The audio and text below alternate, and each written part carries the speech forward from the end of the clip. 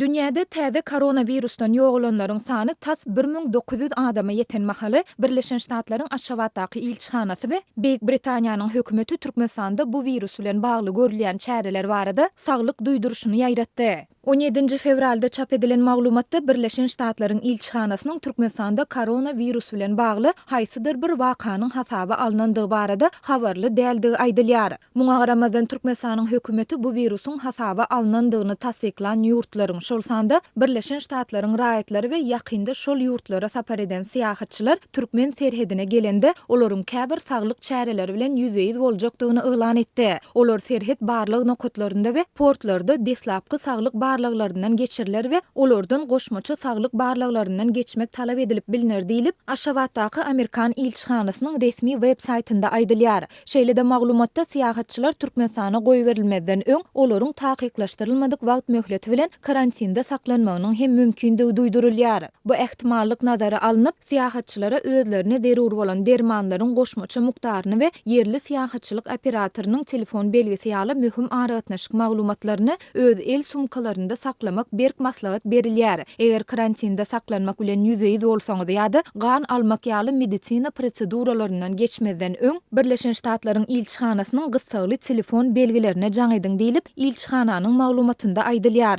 Beýik Britaniýanyň hökümet web saýtynda çap edilen duýduruşda da Türkmenistanda koronavirusa ýolugan adamlaryň hasaby alınandygy barada maglumatyň ýokdugy aýdylýar. Ýöne ýolagçylaryň Aşgabatyň halkara aeroportunda we serhet barlyk nokatlarynda deslapky medisina barlyklary bilen ýüzeýiz boljakdygy bellenilýär. Respirator infeksiýasynyň alamatlary bolan ýolagçylar ýokunç keseller klinikasyna alınıp gidiler we goşmaça saglyk barlyklaryndan geçiriler. Şeýle-de olardan 2-7 gün klinikada galmak talap edilip bilinir diýip Britan hökümeti ýazýar. Şol bir wagtda Britan hökümeti Türkmenistanda saglyk puwdagynyň hiliniň we işärleriň hünär ýetişiginiň pesligi, derman serişleriniň hemde deshalaryň ýetmezçiligi sebäpli saglyk bejergisiniň ähtibarsyz, hatda oýlanşyksyz bolup biljekdigini hem duýdurýar. Birleşen Ştatlaryň ilçihanasy da Türkmenistandaky ähli medisina protokollarynyň Birleşen Ştatlaryň standartlaryna laýyk gelýändigine kepil geçip bilmeýändigini aýdyp öz raýatlaryna gan almak we sanjym etmek ýaly medisina proseduralaryny reddetmegi maslahat berýär. Türkmenistanyň häkimetleri Hytaýda dören we dünýä ýaýraýan täze koronavirusy resmi derejede agdap diňe bir gedek maglumat ýaýratdy. Onda ýurduň çäklerini onuň ýaýramagynyň goramak üçin ähli zerur çärelerin görülenligi şol sanda virusyň bardygy tasdiklanan ýurtlardan gelýänlere gözegçiligiň edilýändigi habar berildi. 1 fevralda bolsa Türkmenistan Hytaý bilen howa gatnawyny wagtlaýyn towtatdy.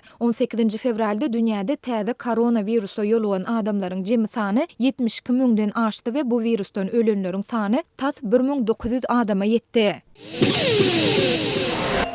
Türkmenistanyň migrasiýa häkimetleriniň ýurtdan iş gözlegini Aşgabatyň halkara aeroportundan daşary ýurtlara çykmak isleýän raýatlardan para talap edýänlikleri barada maglumatlar gelip gowuşýar. Howpsuzlyk ýagdaýlary sebäpli adynyň efirde tutulmalygyny soran bir okuyjumyz 17 fevralda Azatlyk radiosyna ýeberen hatyna duşanby güni Aşgabatyň aeroportundan Istanbula uçan bir Türkmenistanly aýalyň türkmen migrasiýasyna $3500 möçberine para berendigini aýtdy. Onun maglumatlaryna görä mundan ozal agdalýan aýal maşgyly pasportyna bar bolan Türkiýe döwletiniň henüz wagty dolmadyk zähmet wizasyna garamazdan hiç ýyly düşündürüşdi türkmen häkimetleri tarapyndan Aşgabatdan goýberilmändir. Bugün ona hiç ýyly gep gurrunsyz uçmaga ruhsat berdiler diýip okuyjy Aşgabatdan uçan Türkmenistanly aýal bilen ol Istanbula gonundan soň telefonu gürleşendigini Azatlyk uradan hatyna aýtdy. Okuyjymyzyň Aşgabatdan çykmagy başaran türkmen raýatynyň sözlerine salgylanyp Azatlyga ýiberen hatyny Aşgabatyň aeroportuna migrasiýa işgärleri bilen ýurtdan para berip çykmak isleýän raýatlaryň arasyna para sewdasyny ýola goýýan araçlaryň hereket edýändigi ma'lum edilýär. Okuyjy öz hatyna ýurtdan çykmak üçin migrasiýa häkimetlerine olaryň araçlarynyň üstü bilen uly möçberde para bermäge mejbur bolýan ençeme Türkmenistanlynyň gynançly tejribelerinden özüniň habarlydygyny ma'lum etdi. Ykdysady kynçylyklardan ejir çekýän Türkmenistanly häkimetler ýurt raýatlarynyň iş gazanç gözlegini ýurdun daşyna hususan Türkiýe we Russiýa ýaly ýurtlara çykmagynyň ýoluny baglamak üçin tagalla edip gelýär. Türkmen häkimetleriniň raýatlaryň hereket azatlygyny çäklendirmek migrant işçileri ýoldan saklamak praktikalarını has ýyjam ulanyp başlandygy beýleki garaşsyz neşirlerde çykýan maglumatlarda hem tassyk bolýar. 15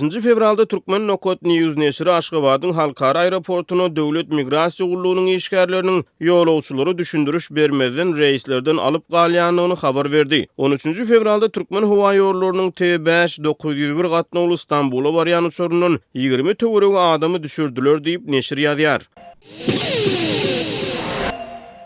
Britan kampaniýasy 1 million funt sterlinge Türkmenistanyň at çapyşyk ýodalaryna täze örtük ýazar. Türkmenistan at çapyşyk ýodalaryna täze örtük ýazdyrmak boýunça Andrews Bowen Limited Britan kampaniýasy bilen bahasy 1 million funtluk ulalaşyk baglaşdy. Bu barada The Gazette İnglis neşri habar berýär. Çapy ýodalarynyň örtük üpçünçiligi boýunça taraplaryň arasyndaky gepleşikler 2019-njy ýylyň noýabryna başlapdyr. Kampaniýanyň ýolbaşçylary Simon Bowen hem-de David Andrews 2 hepde mundan İstanbulda Türkmen hökümetiniň wekilleri bilen degişli ulalaşyga gol çöküpdirler. Oňa laýyklykda kampaniýa öňümizdäki aprel içinde Türkmenistana 1 tonu töweregi agramna 10.000 halta çapy ýodalarynyň örtükleri üçin zerur bolan ýörüýte serişdeleri uğratmaly. Kärhananyň gündelik önümçilik kuwaty häzirki wagtda 300-350 halta örtük serişdelerini öndürmäge ukyplydyr. İnglis neşri bilen gurrun döşlükde kärhananyň ýolbaşçysy çapy ýodalaryny örtük ýazmak işlerini aprel aýyna Türkmenistanda geçiriljek bir açylyş dabarasyny içinde tamamlamak boýunça ulalaşanlyklaryny aýtdy. Ýöne bu işlere zerur bolan wagtyň ören çäklidigini belledi. Galybertide kärhana ýolbaşçylary häzirki wagtda ýükleri uratmak üçin zerur bolan portlaryň howa şertleri sebäpli ýapyk galmagyndan özleriniň alada galýanlyklaryny aýdypdyr.